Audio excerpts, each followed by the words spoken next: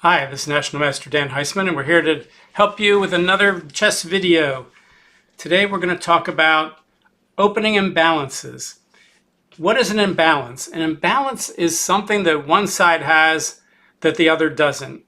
And usually when two good players play and there are imbalances, the imbalances come close to balancing out, no pun intended. In other words, if white has something, then black doesn't, but black then has something that white doesn't. What could these things be?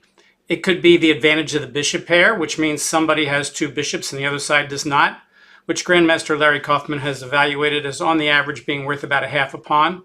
It could be a better pawn structure. It could be a lead in development. It could be more of an exposed king. It could be more space, something like that. So let's take a look at what imbalances are and aren't and how they can be in the opening. Let's start by taking an opening where there's not much of an imbalance. Let's say white plays the exchange French. So we have e4, click on that move, e4, e6, d4, d5, and now let's say white plays the exchange variation, which as you can see in the database over here, for master level play in the lead chess database is only played 6% of the time. And of those 6%, white only won 20% and he lost 25%, usually meaning that black was just the better player.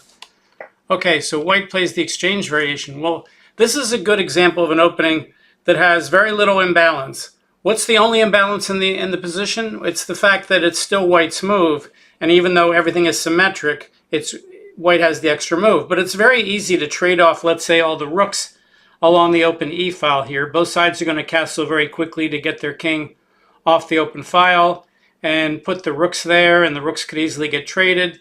And if we get into an endgame with this pawn structure, the pawn structure is symmetric, which means it's very hard for either side to try to create a passed pawn unless somebody blunders material or allows his pawn structure to be messed up. So this kind of position is considered very balanced, and therefore it's hard for people to win. So a lot of times, let's say a grandmaster needs a draw in the last round and he has white, and his opponent plays the French defense, then the grandmaster might consider playing the exchange variation just to see if he can get a very quick balanced position where nobody has any winning chances. So this would be an example of a position where there's not much imbalance. What could white have done to create more imbalance? Well, the most common move here is knight to c3, and if black plays, let's say, the Rubinstein variation and takes the pawn, now there's an imbalance. White has a semi-open E file, black has a semi-open D file, and white has more space with his central pawn on the 4th rank and black's central pawn on the 6th rank, blocking the bishop on c8. So now we have a slight imbalance where white's a little better. And if we look at the evaluation up at the top right, it says the white's up by 3/10 of a pawn, which is slightly more than an average advantage, since d takes e4 is probably not black's best move, although the engine says maybe it's just as good as anything else. But after knight to c3, white has a little bit more of an advantage than he does if he just has the extra tempo with trading pawns, where now if you look on the upper right, white's advantage is only at 0.1. And somebody let this think for a couple weeks in this position, because the cloud depth, you can't see it, it's just off the screen, is depth 61 in this position. So after looking 61 ply deep, the engine says the white's only ahead by 1/10 of a pawn, which is less than what he started the game with. If we go back to the original position here, the computer says that if white plays e4, or if he plays the English opening c4, then white is up by 2/10 of a pawn. And this is at depth 65. So it's kind of ironic. I play the English sometimes, and the engine says at depth 65 that the English c4 is at least as good as e4 if we're not going to 2 decimal places at 0.2. All right, let's take a look at what happens if someone gives up something for nothing. So let's look at a Roy Lopez. Suppose white plays a Roy Lopez, bishop to b5, and black plays the rare line knight to e7, knight on g to e7. And let's say white just gives up the bishop for the knight now and plays bishop takes c6, knight takes c6. Well, if you look at the tempos were kind of neutralized. White has moved his light squared bishop twice, and black has moved a knight twice. And otherwise, it's still white's turn. White has a pawn out, black has a pawn out, white has a knight out, black has a knight out. but black has the advantage of the bishop pair. And if you look at the evaluation, the evaluation is dropped to minus 0.2. If we go back before the bishop took the knight, white was, since knight on g to e7 is not black's best move. It's not terrible. It is played by strong players. We see it's 2,200 times in the master database, but it's certainly a fairly rare move. Knight ge7, then white's up by 3/10 of a pawn. If white gives up the bishop for the knight and doesn't double the pawns, then we see the evaluation drops all the way to minus 0.2, which is a difference of 0.5, which is exactly the average loss of the bishop pair according to Grandmaster Kaufman. So here we have an imbalance, but it's just an imbalance in black's favor, and white has nothing to show for losing the bishop pair, and that's why already, even though they've only played a couple moves each, black's already slightly better, even though before the bishop took the knight, white was up by 3/10 of a pawn, and now he's down by 2/10 of a pawn. So this is an example of a position where white has given up something for nothing. And of course, when you're watching good players play, unless they're forced to by some sort of error that they made, if they give up something, they always get something in return. If they get a lead in development, they might have to give up the bishop pair or something else, maybe pawn structure to get a lead in development. But you want to trade off something for something else. Let's go back and look at the exchange variation. If instead black plays a6 and white plays bishop takes c6, which is not the main move, you can see again the engine thinks the most commonly played move, bishop a4, is by a couple tenths of a pawn better. But let's say white plays the exchange variation. Well, this is a little different now. White has given up the bishop pair, but he has double black's c-pawn, so he has some compensation. He also has pressure on the e5 square. And here, instead of losing the entire half a pawn, the engine thinks that white's only given up about 3/10 of a pawn. So this is a line that grandmasters would play if they have some reason to think that they like the position coming out of this for white. Obviously they're going to always look at this with engines and decide what they want to do and what their opponent's likely to do. But here we have a trade-off. We have a trade-off of bishop pair for pawn structure. So each side is getting something, and that makes some sense. By the way, suppose white thinks he can remove the guard and take this pawn. I always thought that queen d4 was the best move here, and somebody let this think for 53 ply. And the engine thinks that the other way of winning back the pawn with a skewer queen e7 is just as good, if not maybe a tenth of a pawn better. But the line I always learned to refute this was queen to d4. And now if white saves the knight with knight f3, queen takes check, queen e2, best move, queen takes e2, king takes e2. Now I've asked my students to evaluate this position.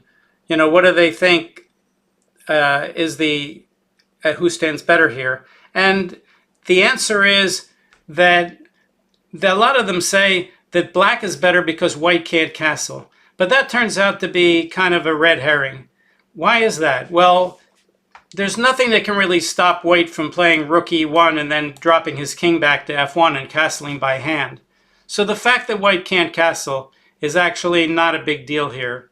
That's not the problem. The problem is that black has the bishop pair and white has nothing really to show for it. So this is an imbalance completely in black's favor. Now you might say, wait a second, Dan, we still have those doubled pawns. Yes, but without the e-pawns now, white has 4 pawns on the queen side. If we draw a line down the board on the e-file, let's draw a line down the board. And we look on the left side of that line. White has 4 pawns on the left side and black has 4 pawns. But black has doubled pawns. Does that help white create a passed pawn? No, white cannot create a passed pawn in that position because the 4 against the 4 turns out that the double pawns are perfectly good on defense and white can't create a passed pawn, and on the king side it's 3 on 3.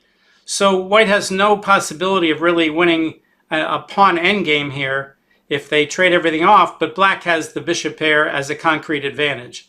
If by chance we take the pawn off of f6 and put it on, off of c6 and put it on f6, that's a whole different ballgame. So right now, if you look at the evaluation, it's better for black by almost the bishop pair. By 0.4, it says black should play knight e7 and be up by minus 0.4. Let's create a new chapter where the pawn's on f6 instead of c6 and see how that changes it with that imbalance. So add a new chapter. We'll put the pawn on f6. It's black's move in the other one, so we'll make it black's move here. Black to play. Create chapter. Okay, and the engine still says that black is up by about the same. But this position is actually not quite as bad for white, because now with endgames, white has a 4-on-3 majority on the queen side. Black has a 4-on-3 majority on the king side, but it's a crippled majority and is doubled. So white can create a passed pawn in the endgame, and black can't counter with a passed pawn on the king side here. Does that mean that white's better now? Well, he's better than he was before with the pawn on c6, but unfortunately, the bishop pair still overwhelms that advantage, and black still has about a 0.5 advantage according to this. Let me click the button, see if it goes a little bit deeper. Right now it's at 26 ply, and it says minus 0.5. I would kind of expect that to go down a little bit if he looks deeper, but not much, maybe to 0.4 or 0.3. Right now he's at 31 ply, and he's still at 0.5. Of course, he's not looking at the endgame at all, really, but he has to evaluate the pawn majority. All right, let's go back and look at some other imbalances in the opening. Go back to our exchange variation. All right, what are some other imbalances? Well, another famous e-pawn imbalance is the open Sicilian. White plays e4, black plays c5, white plays knight f3, and now black plays either d6 or knight c3, knight c6 or e6. By far the most common, as you can see in the master database at 46%, is d6. And then white's main move here is d4, played 81% of the time. And now 96% of the time black takes. And 96% of the time white takes with the knight. And this used to be one of the most popular Grandmaster openings. It's still very popular. It's not quite as popular as it was before engines started saying that white's a little better here. But white's advantage here is only 2/10 of a pawn, and if black's trying to win the game, then still playing this opening is pretty popular. And what's the big imbalance here? Well, white has only one center pawn, but he has in compensation a central semi-open file on the d file.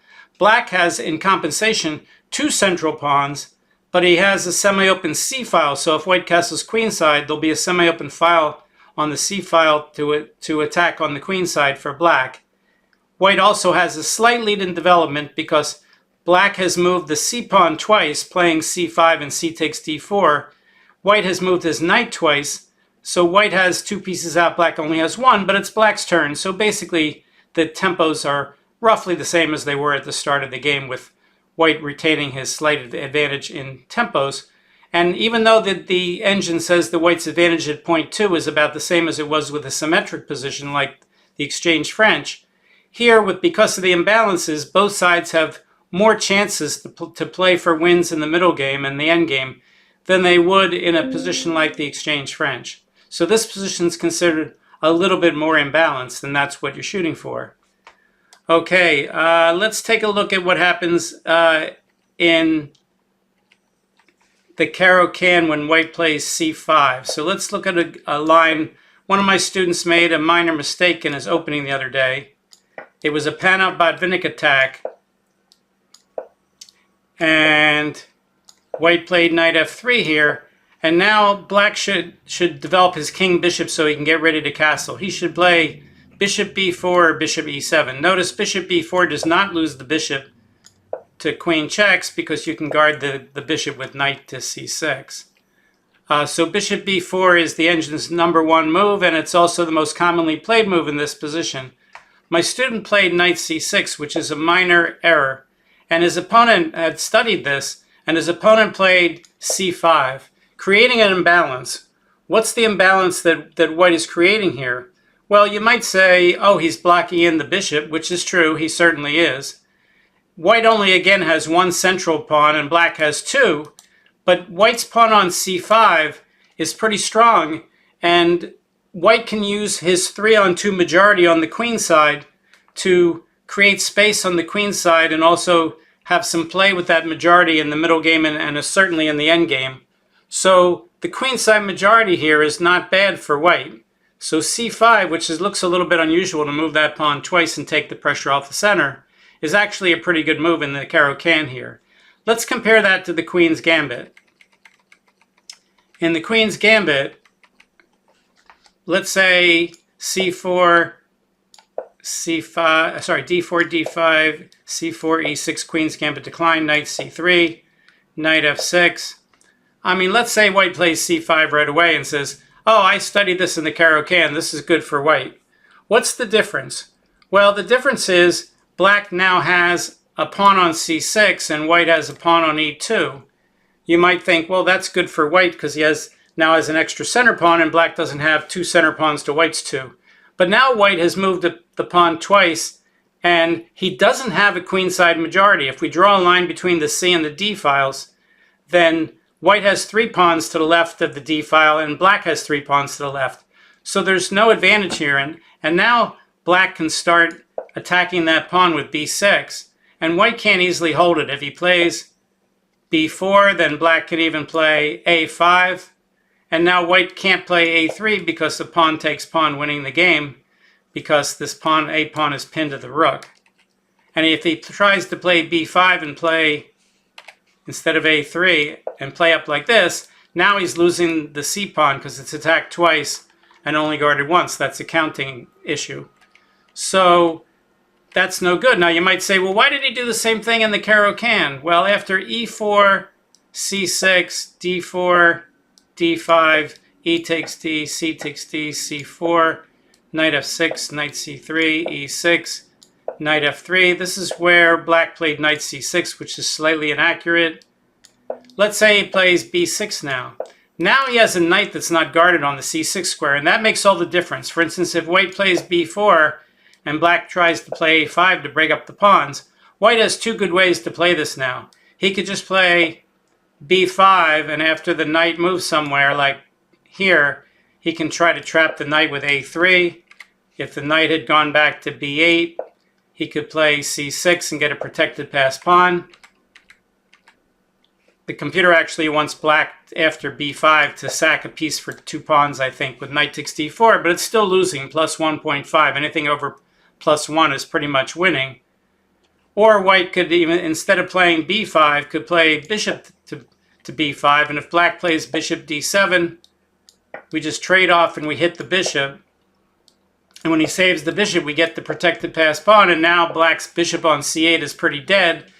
And white doesn't just have a majority on the queen side. He's got a protected pass pawn on c6 right out of the opening. And again, the engine says that white's pretty much winning. So even though it's similar, I have an earlier video called Similar but Different.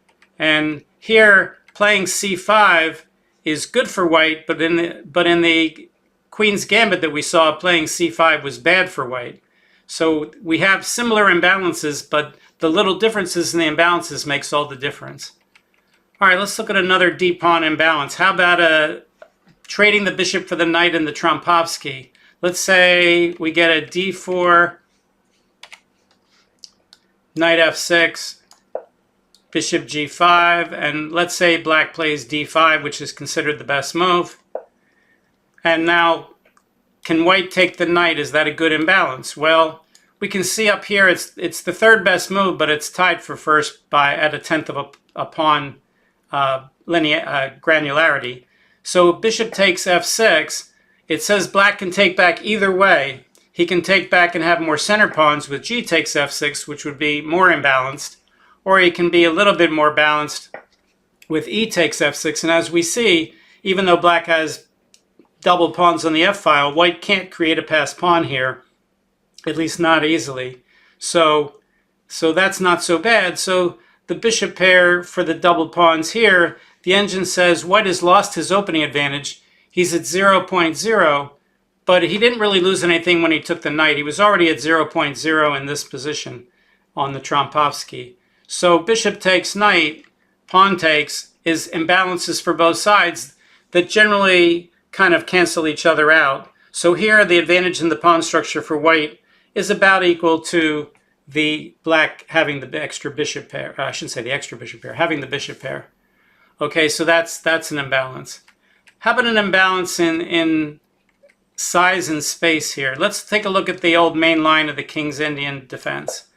d4, knight f6, c4, g6, knight c3, bishop g7, e4, d6, castles, Now, oops, sorry, d6, bishop e2. Could also play knight f3. A lot of people play knight f3. If you look at the master database, bishop e2 and knight f3. Knight f3 is actually played slightly more often. The engine says bishop e2 is slightly better by 1/10 of a pawn, but they used to play bishop e2 mostly first and then castles. And now, interestingly, h3 is the third best move. In fact, if we go back to this position, instead of knight f3 or bishop e2, at depth 55, the line h3, which used to be like never played the Makaganov variation, is actually the computer's #1 choice at 55 ply, h3. So, you know, that's an interesting idea. White's going to go for like an early g4 and an attack on the king side. Anyway, back to the main line. Bishop e2, castle, knight f3. e5 does not lose a pawn, even though it's attacked twice and guarded once. For instance, if white tries to win the pawn, black just plays here and gets a discovered attack on the knight, and black has full equality, if not slightly more, at -0.1. So white doesn't do that. So white just castles. Black plays knight c6, white plays d5, knight e7. And now we have the Tabia standard opening position for the King's Indian defense. In the master database, this position was reached 18,354 times. And white played the bayonet attack b4, 41%, played knight e1. Knight e1 is pretty popular. The engine likes that. The engine now says at depth 40 that b4 and knight e1 are 0.7 and 0.6, but that's pretty high numbers. That's why you don't see grandmasters playing the King's Indian as much anymore. So knight e1, Orthodox calls it the Orthodox defense classical system. Black usually plays knight d7, bishop e3, f5, f3, f4, bishop f2, and white's going to play for his break move c5. But let's go back a few moves. If we go back to the main line here, what's the imbalance in this position? Well, the first imbalance you notice is, if you look at the central pawns, we have what's called the pointing rule. The pointing rule is when the e pawns and the d pawns are all up tight next to each other so that none of them can move because they're up against each other. And when that's true, then if you put your hand across them, they're going to be pointing in opposite directions. Here, white's pawns are pointing to the queen side, black's pawns are pointing to the king side. That means white's break's going to be at c5 and he's going to play on the queen side. And that means that black's break is going to be f5 because the pawns are pointing that way, and he's going to be playing on the king side. So we have an imbalance here. White has more space in the center. He's going to play on the queen side. He's got more play on the queen side. Black has more play on the king side, but the kings are on the king side. So Garry Kasparov and Bobby Fischer and a lot of other players, Viktor Korchnoi, like to play this line for black because even though theoretically white's a little better, and they didn't have the engines telling them it was this much better, but black used to get some very good kingside attacks here against the white king, and it could be imbalanced and fun to play. And of course, people like Korchnoi and Fischer and Kasparov are always trying to play for wins, so they like openings for black where it's imbalances and they have a chance to win. So in this position, we have an imbalance for each side, and the engine likes the imbalances for white better. But even though the pawn structure is vaguely symmetric, it's not completely symmetric in terms of space. White has more space with a central pawn on the 5th rank. But in terms of nobody has any open or semi-open files right now, so it's in that sense it's symmetric. But it's not a dull position. Both sides have some chances. Okay, so we've gone through some d-pawn openings, we've gone through some e-pawn openings for some basic imbalances that occur in the opening. Hopefully this gives you something to go on. One thing you don't want to do is give somebody something for nothing. You don't want to wreck your pawn structure unless you're getting something for it. Maybe you're getting a better development or a better semi-open file or whatever you're getting for it. But if you give up something, you want to get something for it. You never want to give up something for nothing, like we saw in some of the lines here, where one side just gave up the bishop here and got nothing for it, for instance. Okay, so hopefully you enjoyed today's video. If you can, please tell your friends about my channel, Dan Heisman Chess. We just won a couple more awards. Several of my videos on the channel won awards. I have a goal to get to 400 videos. This is number 391. I've covered about every single aspect of chess improvement, but there's always room for a few more videos. Maybe I'll play another game against the engine or something now that I'm older and weaker. See if the engine can still beat me. I'm not talking about Stockfish. Of course, Stockfish beats Magnus Carlsen. I'm talking about an engine rated, in the mid-thousands, where I usually can think out loud for you and tell you how I ended up winning the game. So you can please tell your friends about the channel. You can like the video. You can subscribe to the channel, and we'll see you next time. Thanks very much. Bye.